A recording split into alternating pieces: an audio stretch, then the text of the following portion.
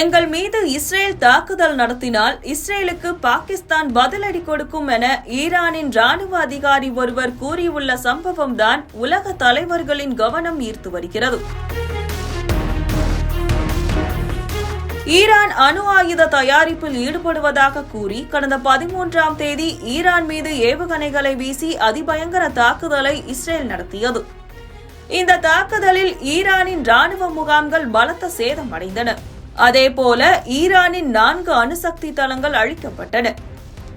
இதற்கு பதிலடி கொடுக்கும் விதமாக இஸ்ரேலின் ராணுவ மையங்கள் மற்றும் விமானப்படை தளங்களை குறிவைத்து ஈரான் ஏவுகணை மற்றும் ட்ரோன்களை வீசி தாக்குதலை நடத்தியது. இரு நாடுகளும் மாறி மாறி ஏவுகணைகள் மற்றும் ட்ரோன்களை வீசி 4வது நாளாக பரஸ்பர தாக்குதலில் ஈடுபட்டு வருகின்றன. இதனால் போர் நாளுக்கு நாள் தீவிரமடைந்து வருகிறது.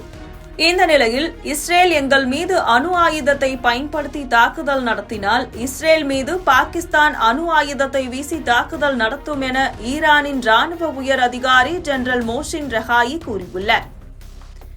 இது தொடர்பாக பேசிய அவர், இஸ்ரேலிடம் அணு ஆயுதம் உள்ளதால் எங்களை மிரட்டி பார்க்கிறது. எங்கள் மீது இஸ்ரேல் ஒரு அணு ஆயுதத்தை பயன்படுத்தினாலும் இஸ்ரேல் மீது பாகிஸ்தான் அணு ஆயுதங்களை வீசி தாக்குதல் நடத்தும் என கூறியுள்ளார். தொடர்ந்து பேசிய அவர், இந்த போரில் எங்களுக்கு ஆதரவாக இருப்பதாகவும் இஸ்லாமிய நாடுகளுக்கு இடையே ஒற்றுமை தேவை என பாகிஸ்தான் எங்களிடம் கூறியுள்ளது. இஸ்ரேல் எங்கள் மீது அணு ஆயுத தாக்குதல் நடத்தினால் அந்த நாட்டின் மீது நாங்கள் அணு ஆயுதத்தை வீசி தாக்குதல் நடத்துவோம் என பாகிஸ்தான் உறுதியளித்துள்ளதாக அவர் கூறினார்.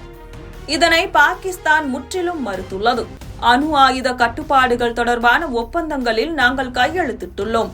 பாகிஸ்தானை பாதுகாப்பதற்கும் எதிரி நாடுகளின் அச்சுறுத்தலில் இருந்து எங்களை காத்துக்கொள்ளவே அணு ஆயுதங்கள் வைத்திருக்கிறோம் என பாகிஸ்தான் விளக்கம் அளித்துள்ளது.